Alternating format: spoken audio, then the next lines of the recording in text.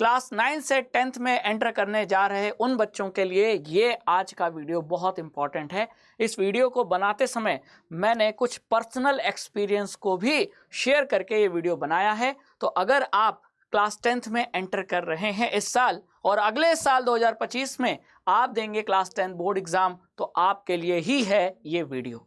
क्योंकि 9 से जब भी 10th में बच्चा एंटर करता है उसके लाइफ में, उसके स्टडी हैबिट्स में बहुत सारे चेंजेस होते हैं। तो ऐसे 5 बिग चेंजेस मैं बताने वाला हूं आपको इस वीडियो में। तो वीडियो को एंड तक जरूर देखिएगा और अच्छा लगे तो वीडियो को शेयर जरूर कीजिएगा। और एंड में अगर आपको वीडियो देखने के बाद कोई डाउट है तो कमेंट सेक्शन में अपने डाउट भी आप पूछ सकते हैं।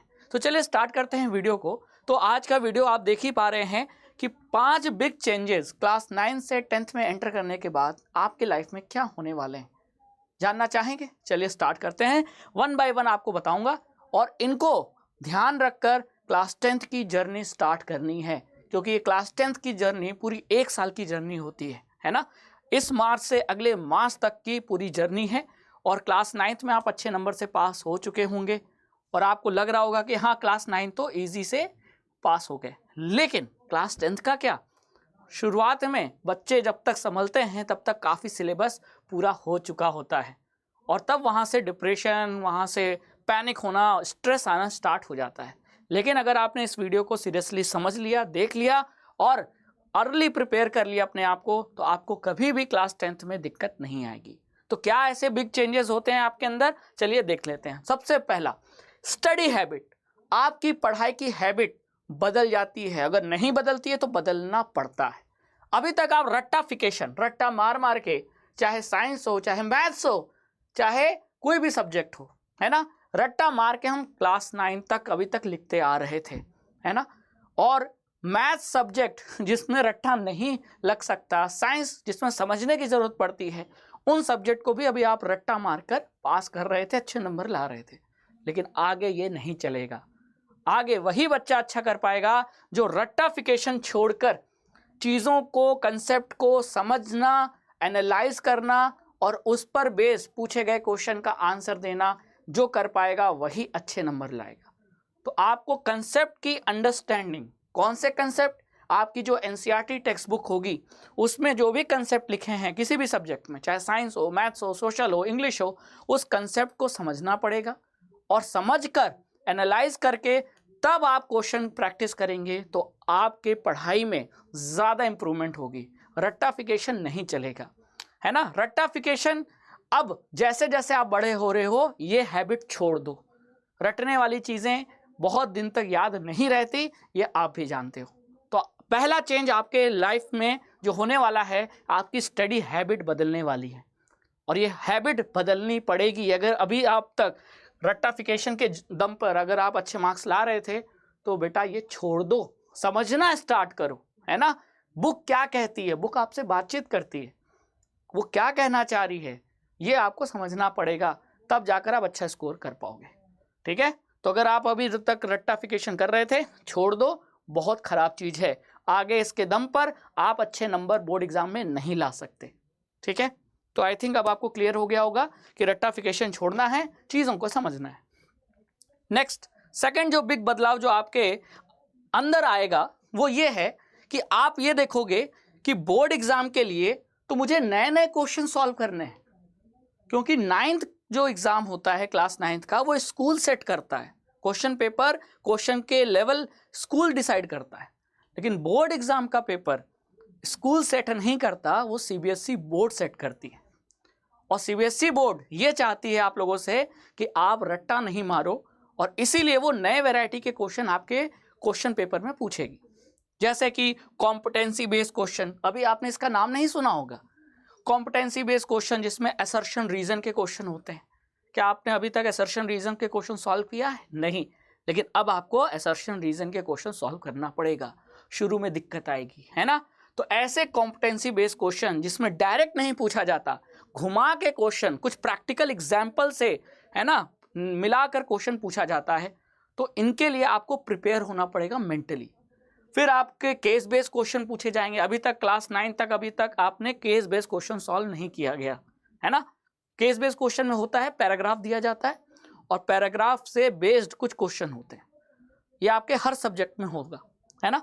तो अभी तक तो आप केस बेस्ड क्वेश्चन सॉल्व नहीं कर रहे थे, ना इसकी हैबिट थी, लेकिन अब आपको केस बेस्ड क्वेश्चन सॉल्व करना पड़ेगा।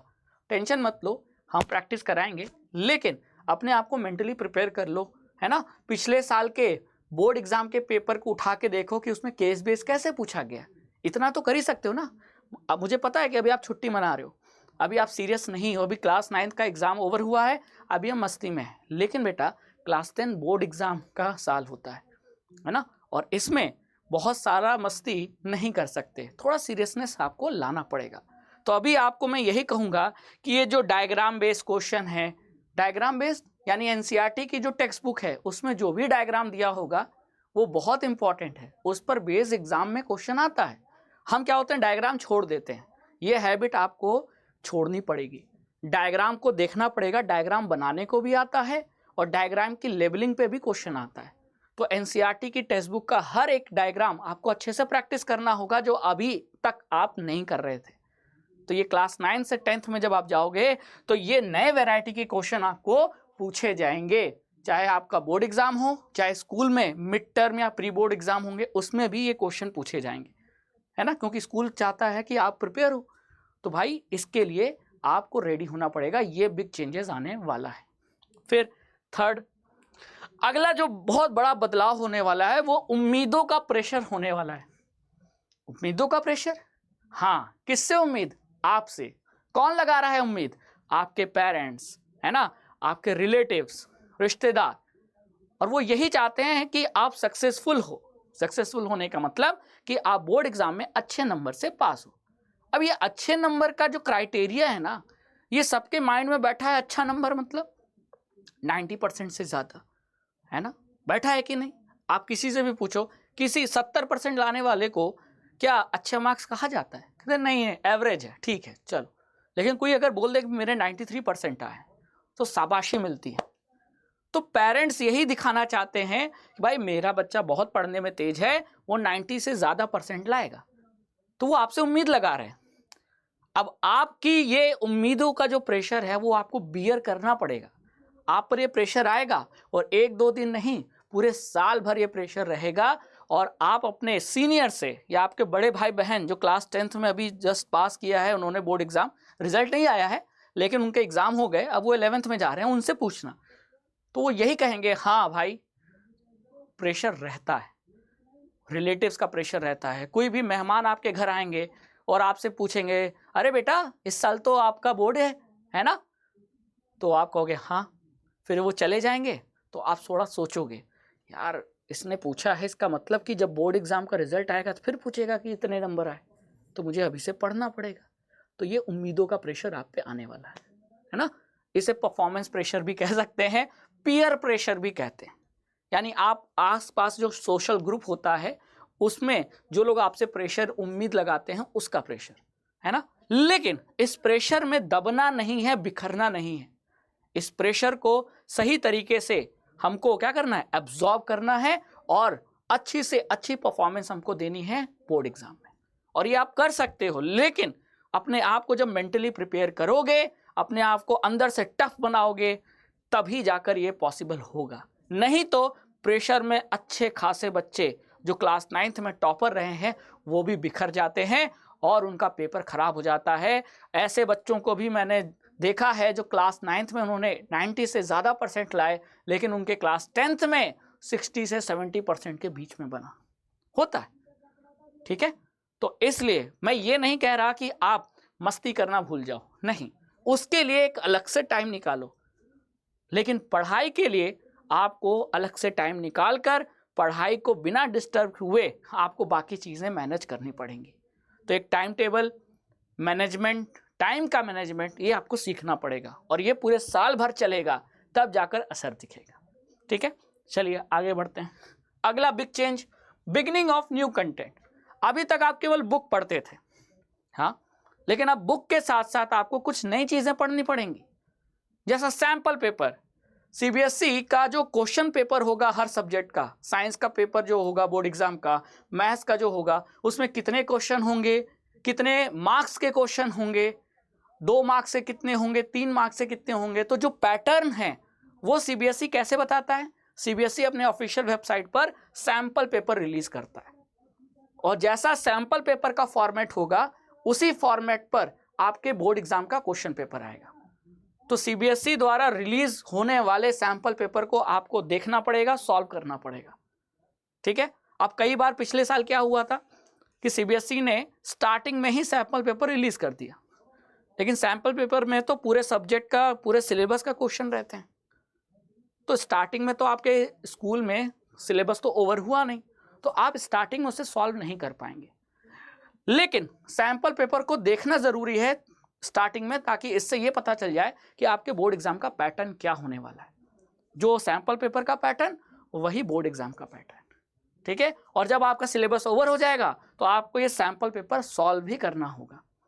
ठीक है। तो आपके लाइफ में सैंपल पेपर की एक नई चीज इंट्रोड्यूस होने वाली है। फिर क्वेश्चन बैंक। मार्केट में ऐसे कई सारे क्वेश्चन बैंक मिलते हैं जिसमें हर सब्जेक्ट के हर चैप्टर पे बेस्ड क्वेश्चन होते हैं, ताकि आप चैप्टर पढ़ने के बाद ज्यादा से ज्यादा क्वेश्चन आप सॉल्व कर सको। उसके लिए आपको क्वेश्चन बैंक हेल्प करता है।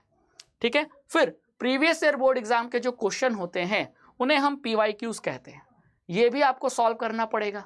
अभी तक आप क्लास 9th में पीवाईक्यू का नाम का कोई शब्द नहीं सुना होगा, अब आपके लिए बहुत मैटर करेगा पीवाईक्यू। तो प्रीवियस ईयर क्वेश्चन यानी प्रीवियस ईयर बोर्ड एग्जाम में, जैसे 2025 में आप बोर्ड एग्जाम देने जा रहे हो, तो 2024, 2023, 2022, 2021, तो पिछले के कई सालों का जो बोर्ड एग्जाम के क्वेश्चन है वही आपके लिए पीवाईक्यू है, और इनको सॉल्व करना बहुत ज़रूरी है ताकि आपको ये पता चल सके कि मेरी पढ़ाई का लेवल कितना है, अभी कौन से क्वेश्चन मुझसे बन रहे हैं, कौन से टॉपिक हैं जो अभी पढ़ना बाकी है, ताकि एग्जाम के लेवल की तैयारी हो सके। फिर last but not the least, NCERT exemplar. एक ये नई बुक होती है। आपकी एनसीईआरटी की टेक्स्ट बुक में तो टेक्स्ट लिखे होते हैं, लेकिन उनकी क्वेश्चन की प्रैक्टिस के लिए एनसीईआरटी एक अलग से बुक रिलीज करता है, एनसीईआरटी एग्जाम्पलर। और एनसीईआरटी एग्जाम्पलर में सिर्फ क्वेश्चंस होते हैं, ऑब्जेक्टिव क्वेश्चन भी होते हैं, सब्जेक्टिव क्वेश्चन भी होते हैं, हर सब्जेक्ट के हर चैप्टर के। तो इनसे भी बोर्ड एग्जाम में क्वेश्चन बन जाता है।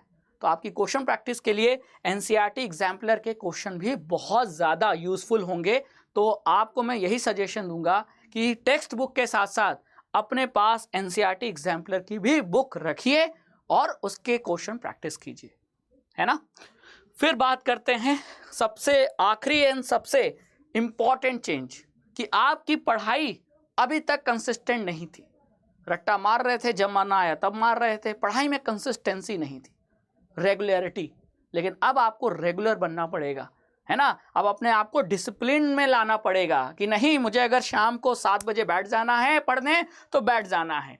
7 से 10 अगर मुझे पढ़ना है तो पढ़ना है daily, without any gap, even on Sunday. ये नहीं हो रहा है कि हाँ संडे को हम स्किप मार देंगे, पूरे दिन भर पढ़ाई नहीं करेंगे, नहीं।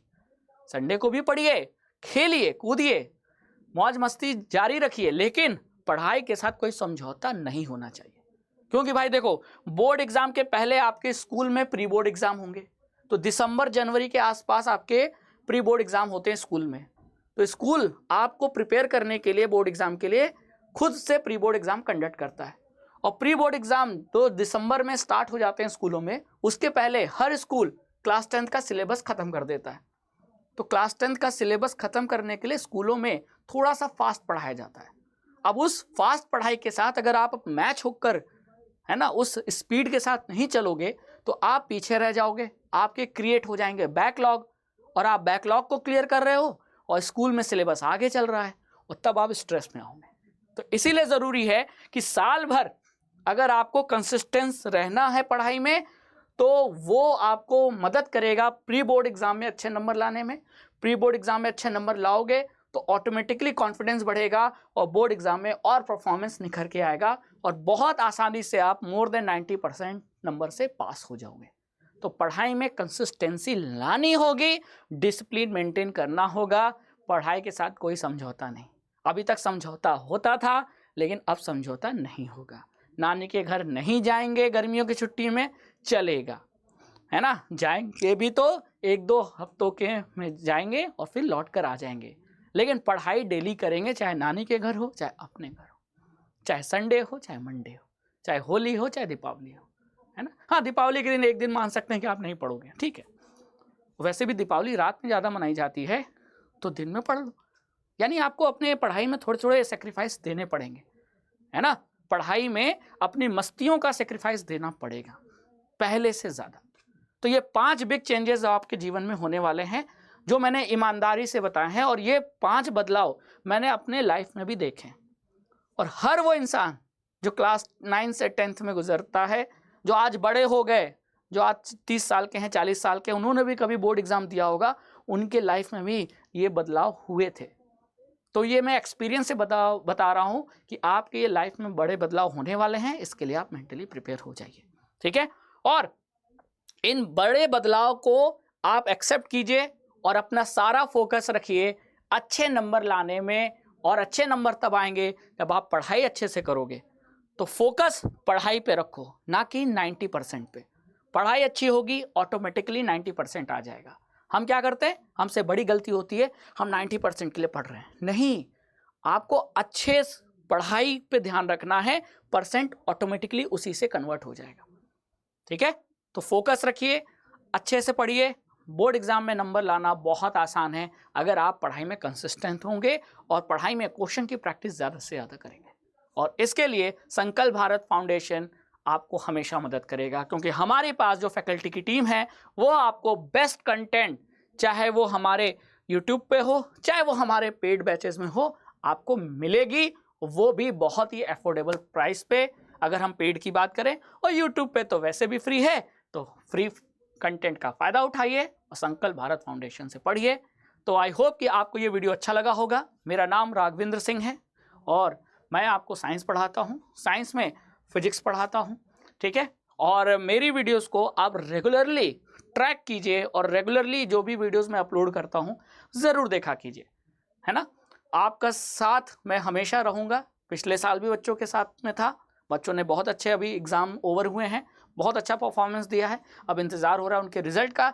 इसी तरह आपके साथ मैं साल भर रहूँगा, आपके मेहनत के साथ मैं साथी बनकर चलूँगा और आपको भी बोर्ड एग्जाम में अच्छे नंबर दिलवाऊँगा, ठीक है। तो thank you so much, I hope you like this video. अगर आपकी कोई क्वेरी है तो कमेंट सेक्शन में ज़रूर बताएं। Thank you so much. जय हिंद, जय भारत।